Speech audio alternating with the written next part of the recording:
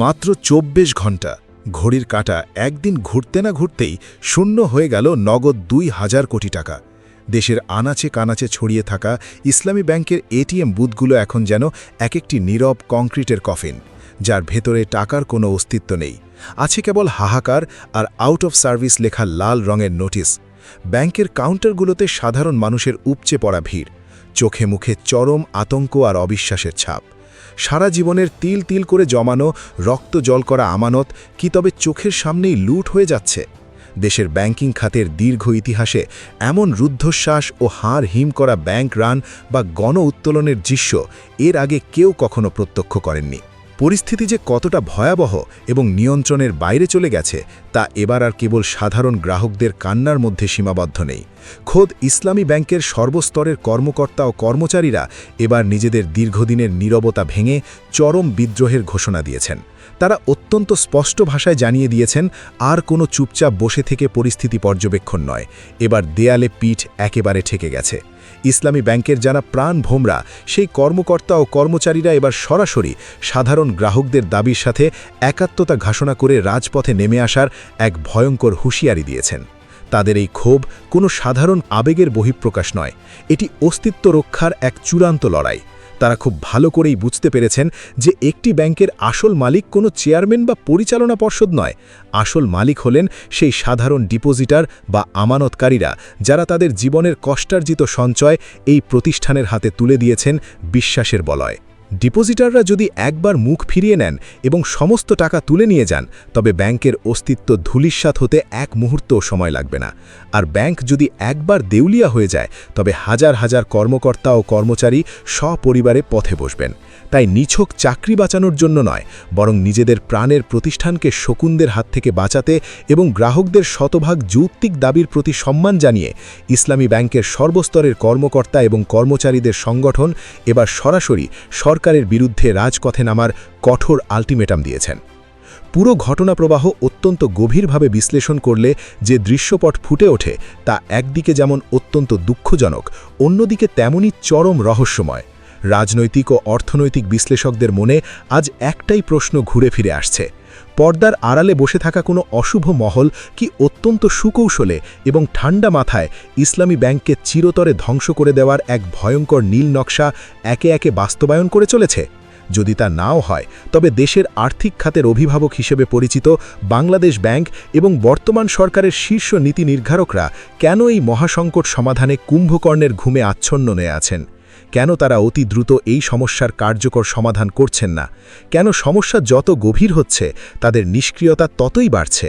বাস্তবতা হল, এই তারল্য সংকট আজ কেবল ইসলামী ব্যাংকের চার দেয়ালের মধ্যে সীমাবদ্ধ নেই। এটি ক্যান্সারের মতো ধীরে ধীরে ছড়িয়ে পড়েছে দেশের প্রায় প্রতিটি ব্যাংকে। আপনি যে কোনো ব্যাংকের এটিএম বুথে কার্ড ঢোকালে এখন আর টাকার শব্দ শোনা যায় না, স্ক্রিনে কেবল হতাশার বার্তা।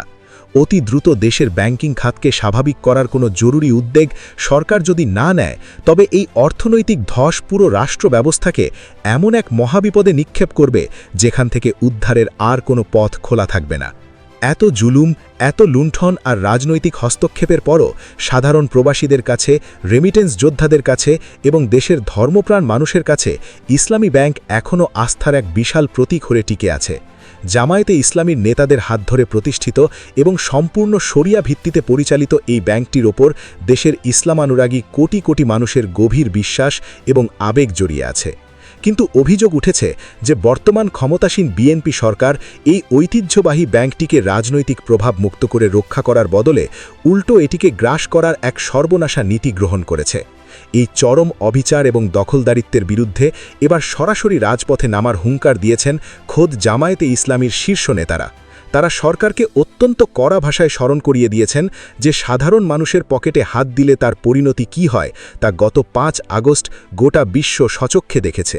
যদি ব্যাংক দখল আর লুটপাটের এই নোংরা খেলা অবিলম্বে বন্ধ না হয়, তবে এই বাংলার মাটিতে আরেকটি ৫ আগস্ট ঘটতে এক মুহূর্তও সময় লাগবে না বলে তারা দৃঢ়ভাবে সতর্ক করে দিয়েছেন। মাঠ পর্যায়ের পরিস্থিতি কতটা ভয়াবহ এবং মানবিকভাবে বিপর্যয়জনক তা প্রকাশ পেয়েছে রাজন খান নামের এক সাধারণ গ্রাহকের আর্তনাদে। তিনি অত্যন্ত আক্ষেপ করে সামাজিক যোগাযোগ মাধ্যমে লিখেছেন যে ইসলামী ব্যাংকের সাধারণ গ্রাহকদের এই জীবন মরণ আন্দোলন দেখে বাইরে থেকে হয়তো অনেকেই বিরূপ মন্তব্য করছেন, ঠোঁটে হাসি নিয়ে তামাশা দেখছেন, কিন্তু এই নীরব দর্শকদের ঘুম সেদিনই ভাঙবে যেদিন তারা নিজেদের অ্যাকাউন্টে লাখ লাখ টাকার ব্যালেন্স দেখার পরও ক্যাশ কাউন্টারে গিয়ে শুনবেন যে ব্যাংকে কোনো টাকা নেই। এরপর শুরু হবে ম্যানেজারের রুমে গিয়ে ঘণ্টার পর ঘণ্টা বসে থাকার সেই পুরনো মানসিক নির্যাতনের চিরচেনা অধ্যায়। রাজন খান মনে করিয়ে দিয়েছেন বিগত স্বৈরাচারী আওয়ামী লীগ সরকারের আমলের সেই ঘোর অন্ধকার দিনগুলোর কথা, যখন এস আলম সিন্ডিকেট হাজার হাজার কোটি টাকা লোপাট করে এই ব্যাংকটিকে খাদের একেবারে কিনারায় নিয়ে যাচ্ছিল। সেই সময়ও এফডিআর করা গ্রাহকদের দিনের পর দিন মিথ্যা আশ্বাস দিয়ে বসিয়ে রাখা হতো, প্রতিদিন নতুন নতুন অজুহাত দেখানো হতো। কিন্তু অন্তর্বর্তীকালীন সেই স্বল্প সময়ে ব্যাংকটি যখন ধ্বংসস্তূপ থেকে ধীরে ধীরে ঘুরে দাঁড়াতে শুরু করছিল এবং সাধারণ মানুষ নতুন আশার আলো দেখতে পাচ্ছিলেন, ঠিক সেই মুহূর্তেই আবার শুরু হলো নতুন এক দখলদারিত্বের কালো অধ্যায়। রাতের অন্ধকারে অত্যন্ত গোপনীয়তার সাথে জুম মিটিং ডেকে এই ব্যাংকের দুঃসময়ের কাণ্ডারি এবং ব্যবস্থাপনা মোর্দাচালক ওমর ফারুক খানকে যেভাবে জোরপূর্বক পদত্যাগে বাধ্য করা হলো, তা যে কোনো মাফিয়া থ্রিলারকেও হার মানায়। একজন দক্ষ, অভিজ্ঞ এবং প্রমাণিত ব্যাংকারকে রাতের অন্ধারে এভাবে সরিয়ে দেওয়ার ঘটনা স্বাভাবিক প্রাতিষ্ঠানিক প্রক্রিয়ার সাথে কোনোভাবেই সামঞ্জস্যপূর্ণ নয়। এই ঘটনা পুরো দেশের মানুষকে অবাক করে দিয়েছে। আর এদিকে যাকে নতুন চেয়ারম্যান হিসেবে ওই শূন্য আসনে বসানো হলো, সেই খুরশিদ আলম খানের অতীত রেকর্ড শুনলে যে কোনো সুস্থ মস্তিষ্কের মানুষ শিউরে উঠবেন। এই নতুন চেয়ারম্যানের নিজের স্ত্রী একজন মেগা ঋণ খেলাপি, যিনি আওয়ামী লীগের আমলে ক্ষমতার প্রভাব খাটিয়ে কোটি কোটি টাকার গিফট লোন নিয়ে আর 1 টাকাও ফেরত দেননি। শুধু তাই নয়, বাংলাদেশ ব্যাংক থেকে বিতর্কিতভাবে অপসারিত এই ব্যক্তির হাতেই এখন তুলে দেওয়া হয়েছে কোটি কোটি সাধারণ গ্রাহকের আমানতের চাবিকাঠি। যে ব্যক্তির নিজের ঘরে ঋণ খেলাপির রাজত্ব, যিনি বাংলাদেশ ব্যাংকের মতো দেশের সর্বোচ্চ নিয়ন্ত্রণ সংস্থা থেকে বিতাড়িত, তার হাতে এই ব্যাংক কতটা নিরাপদ তা নিয়ে আজ সারা দেশের লক্ষ লক্ষ মানুষ চরম আতঙ্কে দিন পার করছেন। শিয়ালকে মুরগির খামার পাহারার দায়িত্ব দেওয়ার মতো এই চরম হাস্যকর এবং আত্মঘাতী সিদ্ধান্তের বিরুদ্ধেই আজ ফুঁসে উঠেছে পুরো দেশ।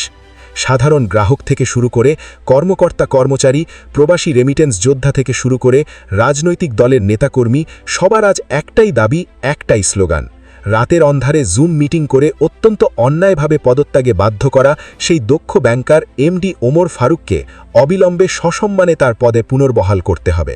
কারণ এই ওমর ফারুকই ছিলেন সেই ব্যক্তি যিনি এস আলমের মতো শকুনদের হাত থেকে ইসলামী ব্যাংককে রক্ষা করে মাত্র 2 বছরে ক্রমান্বয়ে এক স্থিতিশীল এবং সম্মানজনক অবস্থায় নিয়ে এসেছিলেন।